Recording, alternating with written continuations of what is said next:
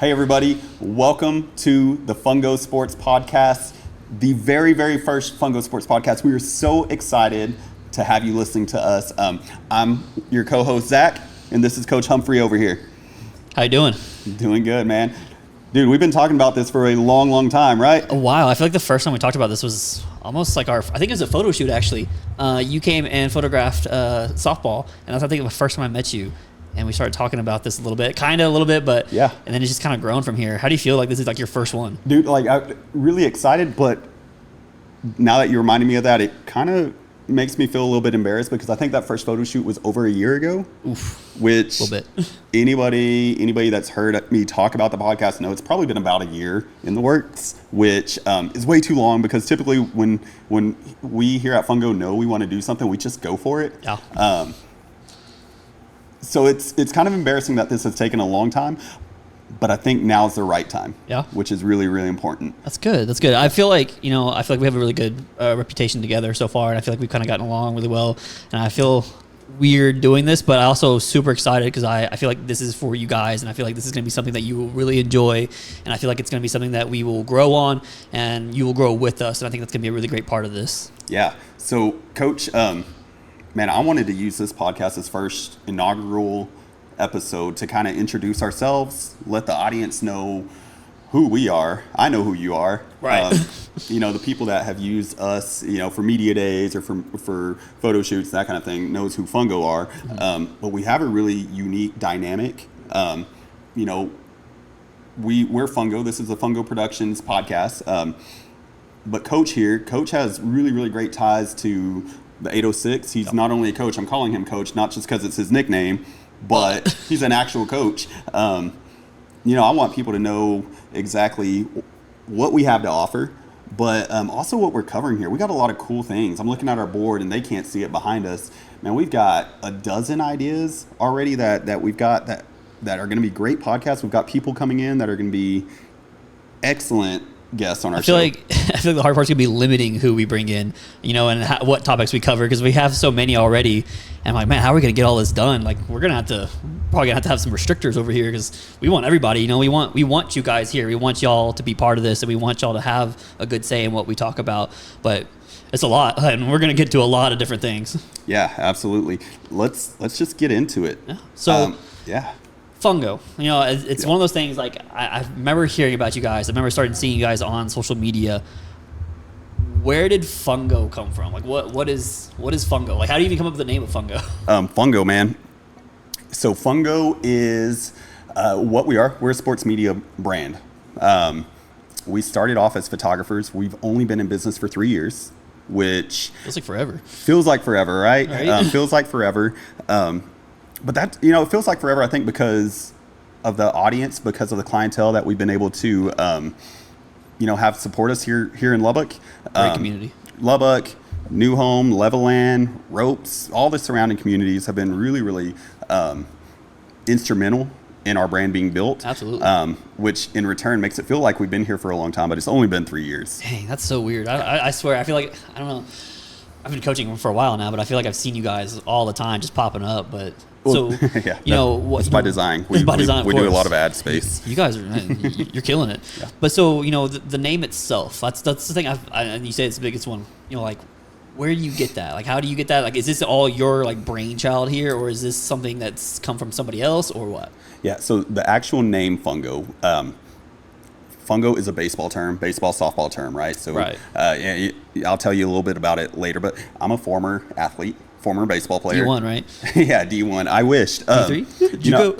I did go to a Power 5 school and played intramural there. So, there you go. So there we go, if that counts. Power 5, it counts. Yeah, it does, right? I'll look for my stats in another episode. I'm sure there's somewhere I keep that kind of stuff. It's on the back of a baseball card, obviously. Right. No, but Fungo, so my name is Zach. My last name is Tiarina, which is really hard to say. Fair. Even harder to Google. It's not very Google friendly.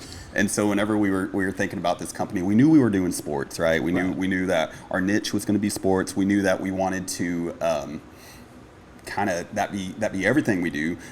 But I also knew that I didn't want the company to be about me. Mm-hmm. I didn't want it to be Zach's media or I didn't want photography. Zach's photography, because we've always had the vision to do more than just be a single photographer. Right. Which I think is evident in what we're doing now. We've got multiple photographers on staff. We've got multiple people. You can't see her behind us, but we've got a podcast person, Maisie, back there doing all our podcasting. I know right she's now. a pro today, she's right? She's a pro today. Yeah. She learned everything, and today, right, Maisie? Yeah. She's giving the big thumbs up over there. But we've got a staff. We've got a podcast now. And we've got lots of visions for Fungo to be bigger. So we always knew we didn't want it to be about one person or one territory, for that matter, like being just photography. Right. So we brainstormed, my wife and I. It was my wife, my best friend, some family members. Over multiple nights, we're thinking, what can this be called? And man, I wish we would have kept the board that we literally had, like the big... oh gosh, they look like big Post-it notes that teachers use. Oh yeah. I have like a bunch of boxes in my car of those that I take in my entire backseat. We had those, and I wish I would have kept the ones that we did where we brainstormed, because we had all kinds of names. We were trying to do something athletic. We wanted like Impact Media, Turn 2 Productions. Oh, I like that one. So the problem is those are already taken by a lot of people, so you can't like go. So you gotta trademark those real quick. Yeah, you got to trademark those. So I don't know, we were sitting there one day over pizza and Fungo. Somebody said Fungo. I think it was me, but everybody says it wasn't me. No, they won't let me claim that. And we just let that marinate. We were sitting there and we said Fungo, let's see what that happens. And then like a day later, we came back to it, and some people liked it, some people didn't. And when another day came by, and we were like, you know what? We actually have a client now. We need to go ahead and just like slap this on a... They're trying to send us a check, and they need to know who to make it out to. Exactly. So, that's how Fungo was born, man.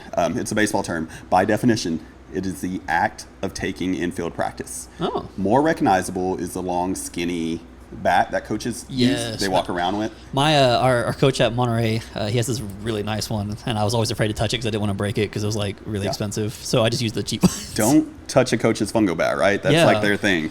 Sacred. We actually hit his one time, and I don't think that ended very well. So I know Coach over there. I bet he wasn't too happy about that. No, he was really confused because he had known he brought it out, but we had hit it up above on our little like cubby things, and he was just kept getting confused. And I was like, I don't want any part of this. I'm just stepping away. Like, this is all you guys. Get away from it. I don't want to be blamed. No, I get that. Was it you who hit it? No. It was me. It was our other assistant. I'm the coaches. I was gonna say, was it the girls, the team that hit it? It was definitely our assistant coach. She thought it was hilarious, so I 100% blame her. I'm gonna have to ask him about that next year. So he'll probably be able to talk about that. There you go. Hey, yeah. So that's how Fungo came out, man. So I guess why sports? Is it because you played sports? Is that why you want to stay with sports, or like because I feel like anyone who does photography, that's probably a big part of it. Is like you got to pick what you're going to photograph, and I just feel like why would you want to photograph sports more than anything else? Man, so a couple of reasons. One, I love them. Like that's probably the easiest answer. Is we love sports. I'm a former athlete. I've got 3 boys that I coach. We're just entwined into this this athletic community here in town. My life has my career has taken me into different career paths. I've been in the medical field doing photography. I've been into a couple of other companies here in town that we did home building. We've done farming. We've done really bakeries. We've done a lot of different branding. I was a creative director at some businesses. I worked at the major university up the road. Hey, what have you not done? I'm sorry? I thought you were only 25 over here. What are you talking about? I am 25. What do you mean? Plus a few extra years. So we've got a lot of experience. I've got a lot of experience in different things, but when I think about what I really, really love, it's just sports. Yeah. That's what it is. The way we started with Fungo, I was at another job doing creative work, and a friend of mine, we were talking, and they had talked me into, and didn't really talk me into, we had discussions for years and years. There's some mentors of mine. They said, hey, we can kind of pass the torch. They kind of did what we do right now, and we built this relationship. The couple, I love them. They're the Currys over in Friendship. They're legendary. Yeah, they're legendary. We just talked about what it would look like if they kind of passed the torch, and they did way more than I probably deserve, honestly, in the way they've mentored me, both in photography and business. I'll tell you, the first job I helped them on, it was it. I knew from that moment that sports was going to be our niche. This is where I belong. Yeah, it was, because we've always done, if you're a creative, you do other creative things, weddings, seniors, commercial work, really whatever to make some money, right? Right. And it was all good from a creative standpoint. But whenever I did sports, I was like, oh, this is what it was. Right, like actually like interested you, like you want to be there kind of thing. It did. And some things that some people know about us, me and my family were very highly spiritual people. I just felt like whenever we did sports, I was like, oh man, this is what I'm meant to be doing. Right. This is what God has put me here to do. And then it's funny how things work, because there was this big full circle moment. I actually started my career in sports back when I was a sophomore in college. Okay. So Power 5, obviously. Power 5. If you do the math, that's 20-ish years ago. I was a sports journalist at the Lubbock AJ, which is a newspaper here. I was like, I don't know if anyone even Which knows. It's been so long. Nobody reads newspaper. Actually, those, I read their articles all the time online. There you go. You're subscribed to, right? You're not just, Yes, you have to. Like, I want to read, because they post stuff about us. I'm like, oh, like, I really want to read this. Yeah. And I had to like subscribe. I was like, well, it's not that much. So digital newspapers. Hey, man, that's where I started. I started doing sports then. So we did Fungo for a little bit, doing leagues is how we started. And we transitioned to media days. And then when school started, which those blew up like those crazy. Blew up so much. I feel like one day like you weren't, and then all of a sudden Fungo, and then like all these media days just started popping up, and I just remember scrolling through. I'm like, these things are cool. Yeah, and they all look like our photos, right? Yes, they do. Like it's awesome. I feel like you have a very specific style. I think that's the best way to put it. It's a very specific style that I feel like whenever I see it, I'm like, okay, this is a Fungo photo, and I know it's a Fungo photo, which I think is really important for a photographer. Is like you've got to have something that people can recognize and that people understand that like this is somebody's style that they are creating and they are like sharing with the world. And I think that's a really, I don't know, just a unique thing that you can do.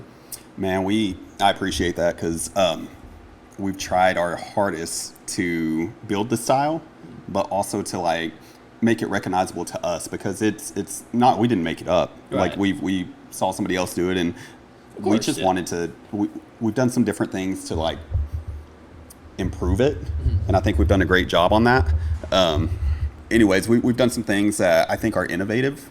The style that we've done or we do is like, it's no secret. It's like photography 101, maybe 102, something like that. 102, 103, all those college courses. It's pretty early on, but we do it at a high volume. Yeah. We've got reason behind that, is that we want every athlete to experience this. We don't want to cut it off at the senior who can, afford really awesome photos. We want everybody to experience this. I think the first time y'all came and did us, I thought that was like the most unique thing about y'all. Like, it wasn't just like, hey, this is the varsity team.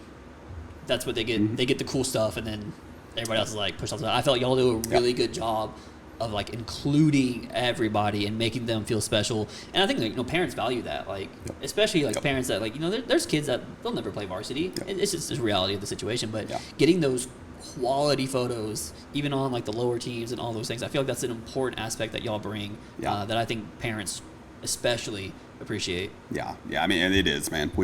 That's our goal. Yeah.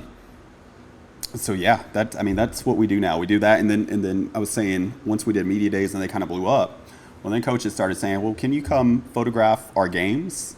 Which is something that it wasn't part of the business model when we started. Right. And then we very quickly, like I got on the field for the first time in 10 years, and I was like, oh my goodness, I fell in love again. This is it. The outdoor atmosphere, the crowd, everything. The outdoor atmosphere. I feel like that's got to be cooler. I mean, I'm not saying that media days aren't cool. I feel like that's its own little thing in its own little world. But I know me as a coach, I know as an athlete, all these things, I feel like just being there is sometimes it's just a different feel. And, you get to do something that, again, not everybody gets. Like, you get a cool action shot. Like, I feel like that's like something special. Like, anytime I would go to like a game and take a cool action shot, I get so happy. I'm like, I can't wait to post this. Dude, it's like, it's a high for sure. Like, especially, I can't imagine, because I wasn't a football player, but Friday Night Lights here in Texas is next to none. Oh, yeah, absolutely. The band, you've got the cheerleaders, you've got the football team running out the tunnel, and then, fortunately, we get to be part of that and capture that. And it's just exhilarating. The kids doing backflips. And full pads, which I think is still crazy to me. Isn't it wild? Yeah. Like it's changed so much. But, and I think about, my experience. So, I'm not like a football person, really. I quit after freshman year because I was 95 pounds. But, I try to go back and look at photos from, my time in school and, my time in sports. And don't really have a whole lot. Like, I mean, I have to like really dig to find things. Same. And Yeah. I think that's really cool. Like, you know, these kids as they get older, they're gonna have these quality things that they can go back and look at. Yep. You know, and I think that's also like a truly like special thing for them that not many people will have. Yeah, yeah. And, you know, we've heard that from lots of people. They say, man, we're glad you got a picture of our kid, because, I mean, you got kids on the sideline that never get photographed. Today, Fungo has multiple photographers at multiple games every Friday. We can't cover everybody. Of course. But that's our, what would you call it? Our charge whenever we go out there is, hey, capture those moments. The game's going to happen. Absolutely. And luckily, because of cameras nowadays and because of like kids just really wanting to be in this industry, the game's getting captured. Oh yeah. I feel like the sidelines now, like, I mean, like, there's a whole people little don't even media know, section. Like, have cameras, like, they'll have kids with like these professional cameras nowadays. I'm like, damn, like, I had like a little, you know, Polaroid. Yeah, no, like good cameras with the Yes. schools. I'm so proud of the schools that support it. Their yearbook departments, their photography departments that put these awesome machines in these kids' hands. But because they're covering the game, we try to do the same thing, but we also try to capture those moments, which is really cool. Yeah, like those special sideline moments, those special behind the scenes moments. I think Yep. I think those are cooler in my opinion. Like, obviously the sports and action shots are amazing, but like, I don't know, I feel like there's just something different in those little moments that people don't get to see very often. Yeah, yeah. Hey, Coach, you mentioned it. You said you weren't an athlete, but you are an athlete.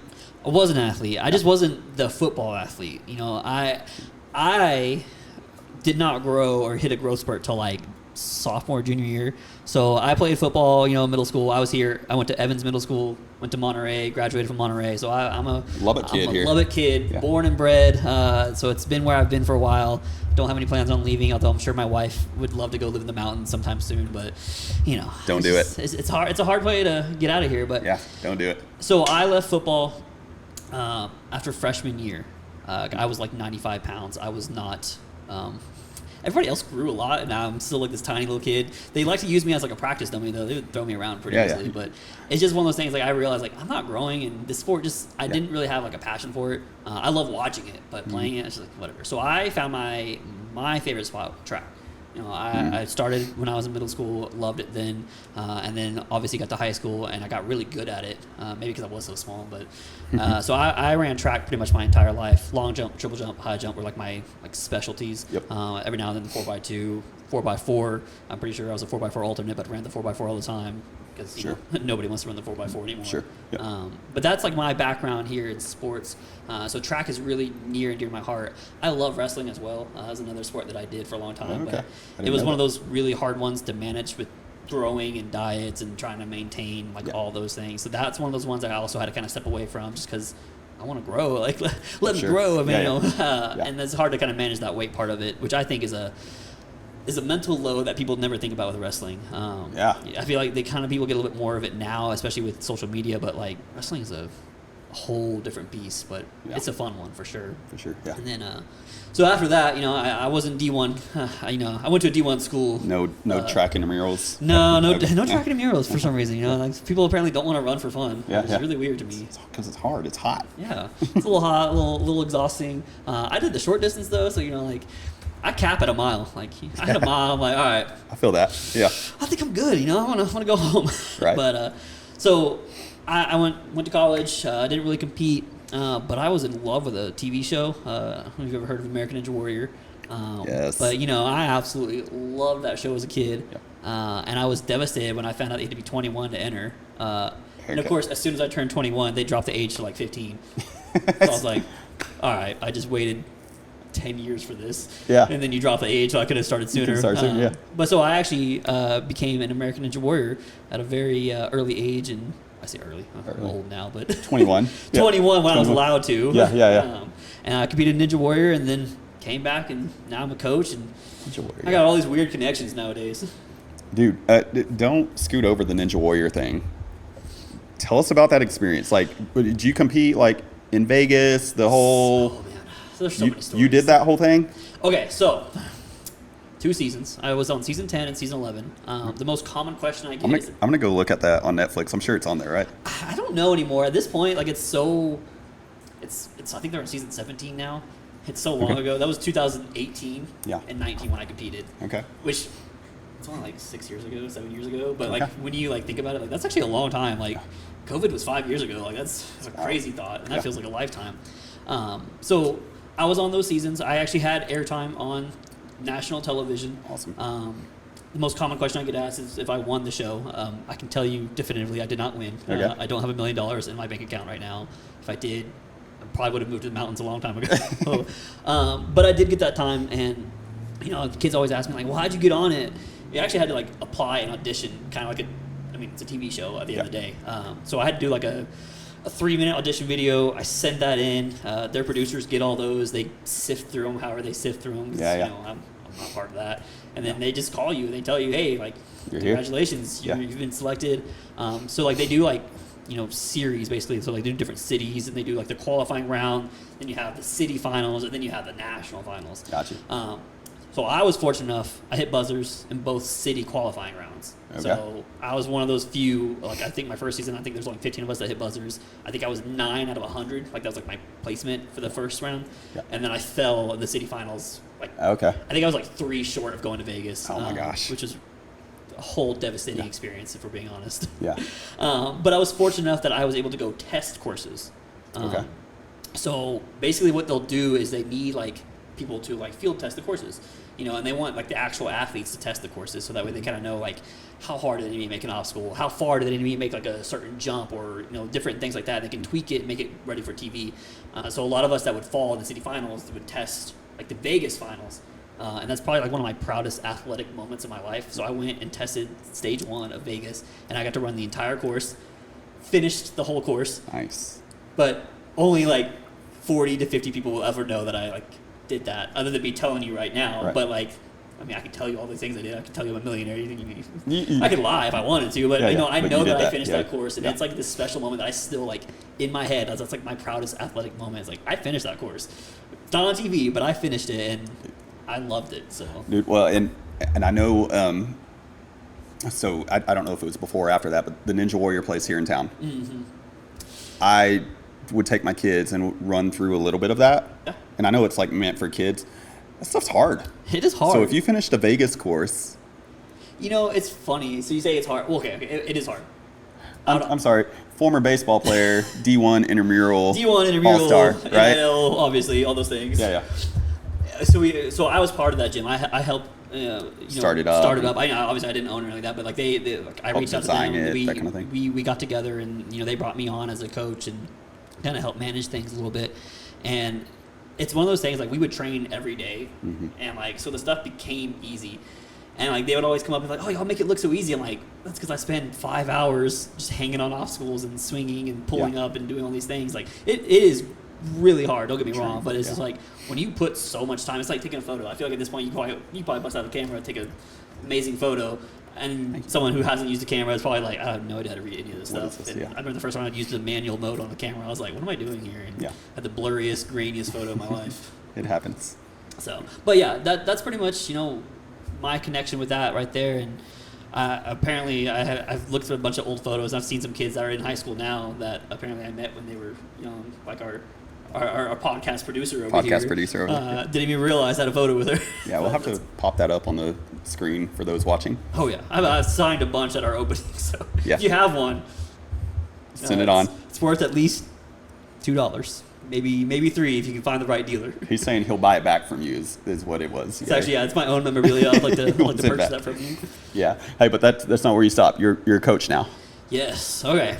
That's the interesting part. Okay, so I actually never went to school for coaching. Did they know that? I went to school to be an art teacher. I thought like to be a coach you actually had to like have some kind of like special degree or like some kind of like I thought you had to do a thing for that. Yeah. So I never even had coaching on my radar. So I went to school for art. I loved art. It's one of my favorite things. I love to draw, the paint, all those things. So I went and got an art education degree with the intention of teaching art.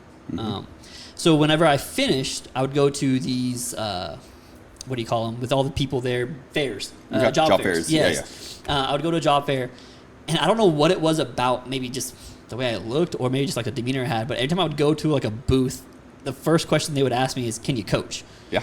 And like, sure, I mean, I was an athlete. I figured I could coach. What's a little different here? I was like, yeah, sure. I mean, if that's what y'all need. still at that point wasn't necessarily planning on coaching at that time. But you know, I went to this job fair. I set up several interviews. Almost every interview had a coaching like job attached to it. So I was or some kind of teaching job with a coaching alongside it. And I remember my first interview it was at Evans Middle School, where I went. It was really weird, but it was kind of cool to be back at like the same middle school I went to. And they offered me this chance to teach art and coach. And that's not a common thing for people to do, because usually it's history and coaching or English and coaching. But they offered me that chance and they gave it to me, and I just kind of ran with it. That's awesome. Which kind of like worked out, I think, you know, with coaching and the trajectory that it's taken. This is like my personal opinion. From what we've seen, we create a lot of content for our schools and for our coaches. Absolutely. Because the trend that I'm seeing is, hey, if you're a coach, you better learn how to do social media, which you're kind of the social, I wouldn't say social, the content creator for your high school right now. Kind of right now, yeah. Maybe not the only one, but that's part of your job, right? I mean, it isn't, but it is. You know, it's like what you say, like you kind of have to at this point. You know, I started it kind of just as a hobby. Like, you know, I got a camera because I thought, you know, I see all y'all post things online. I'm like, okay, well, like, I kind of want to be part of that. Like, I kind of wanted to join in. I mean, honestly, like seeing y'all's photos and seeing like other people's photos, I was like, okay, like sports photography. I love games. I love photography. Like, why not? And so I started kind of like creating my own social media where I'd take photos of our kids and stuff like that, and kind of it's kind of the same thing that you like. I enjoyed it. It's like a weird, like, I don't know. It's a different feeling than, I don't know. It's art. It's art, yeah. Like you're creating, but you also get to watch. You. Yeah. Like, so it's a cool feeling. And so then I kind of started doing that, and then I started doing like highlight videos for our kids because I wanted to show them off. Like that's really the main thing. I wanted to be able to highlight them, and I wanted them to have something that they could look at, something they could share, you know, for themselves. Really, I mean, obviously, like I like creating, so like that's part of it, but really it's for them. And then we started the idea of mic'd ups, and we started doing mic'd ups, and those blew up like crazy. And now here we are. Down the line, we have several videos, and we do all kinds of different things. We do question videos, and I love them every time I see them. Yeah, they're fun. Like they enjoy it. They have a great time with it. It's like my own way of promoting our program. Like I want our program, you know, to be seen. I want the kids to be seen. I want them to know what we do and how good of a time we can have, and all those things. Man, and you know that you said it perfectly. You do it to showcase these athletes, and I think, you know, honestly, that's probably the heart of this podcast. You know, I actually had a discussion. I haven't even told you this. I had a discussion with somebody else in the industry and kind of told him our big picture. And man, we're starting a podcast. And he looked at me. He goes, "Why?" And so I told him, and you know, their mind's going, and they're like, "Well, does this bring in revenue? Does this help build your brand? Does it do this?" And you guys are getting paid? Raise your hand if you're getting paid here, right? But it's one of those things where I think the idea is, hey, there's got to be a reason why, right? And the heart of it truly is just to showcase these athletes. Fungo's fortunate because we get to work with these athletes and meet new athletes, and quite honestly, like work with the most talented athletes in the area. I mean, we see all of them. Yeah, everybody. We see the best of the best. We see the ones that are just starting off. We see the ones that are getting NIL deals, that kind of thing, right? I wish I had that when I was a kid. You know? Well, you know, not that I they didn't have it for D1 intramural. Yeah, you know, but tag if you were reaching out, like let them know. But you know, that really is the heart. So it's like just perfect for you to hear you say that the reason that you do everything at your school. You just want to showcase the kids because they're funny, man. These kids are funny. Hilarious. They're talented. They're deep, right? Yeah. Oh man, I'm so deep. Like I've gotten 6-7 years now. Yeah, 7 years of experience, and you know, I've been fortunate enough that I've been in my same feeder the entire time, and getting good to go from some of them that I had in 6th grade, like my 6th grade art class, and now they're seniors. Oh, that's wild. That I like have, which is really weird, but kind of like a cool experience for me, especially because like not many people will get that, and that's obviously you work at like a K through 12 school, right. But you know, just seeing their growth and their development, and like, you know, that's something we're gonna be able to showcase. I feel like, you know, the growth, the development, especially like these young kids that are just starting out, you know, and then of course we can always go back and bring the ones that have already blown up, and see how they've changed in the time. I think that's just what we are going to be able to do in such a unique way. Yeah, I think so too, man. And I don't want to spoil everything, but I do want to give our listeners a real good sneak peek into what we've got going on. You want to talk a little bit, because you're kind of the brain child behind all these ideas. Maisie was now. Maisie's D1 producer over there. Oh, okay. Yeah, but in all honesty, you and I have brainstormed, and we've talked about ideas, but man, you just came with a whole list of things that I'm like, man, we can really show deep stories. And this podcast is meant to cover sports here in the 806, right? But not cover them in a way that not just scores and stats. Not just scores and stats. Maybe some of that, but not just scores and stats. Yeah. We want to showcase lots of people. You want to give us a sneak peek at what we're thinking? So it's again, it's not just games, it's not just scores, it's not just stats. It's bringing people in here and having a conversation with them. Diving into what makes them tick. Why do they choose the things they do? How do they overcome adversity? What challenges are they facing? They can give us an insight that you may think but you don't really know until you actually have that conversation. Especially with social media, like we see these kids, we see them all the time on Facebook, on Instagram, TikTok, all those things. But like, how many of you do you feel like you truly know, like on a deeper level? And I feel like that's what we're going to be able to do. And not just with athletes. I mean, we can bring in coaches, we can bring in mentors, we can bring in all kinds of different people to have those conversations. And I feel like that's going to be a really fun way of kind of sharing, what we can do with them and what they can, offer to other people. Yeah, and I'm going to say this, and we've got to say it again at the end of this, because I don't want to get buried in the middle. But man, if we've got a ton of ideas, if you know somebody who needs their story told, you being the audience, man, send it in. Our producer in the back will get that down and get that coordinated for sure. Yeah, because we're not going to be able to cover everybody. Like, I think that's the one thing that people don't understand. Like, the way we're going to learn about a lot of this will be through our audience. Like, I mean, we will obviously do our best job, but we also have our jobs that we have to do as well. And we want to make sure that we don't miss something that could be a unique opportunity. So I think it's important that you guys know that, reach out to us. Don't get angry if we're not covering somebody. If we're not covering someone, we probably just don't know yet. Right. But we're excited to learn about them, and we're excited to figure out, how we can. I think that'll be a really unique way for you guys to get involved and, feel part of what we're doing. Yeah, I think so completely. We email it in. Just let us know. We'll figure it out from there, right? Get a little email thing right here. I'm sure we can do that somewhere. Just scrolling. Yeah, just scrolling right here. I just imagine things.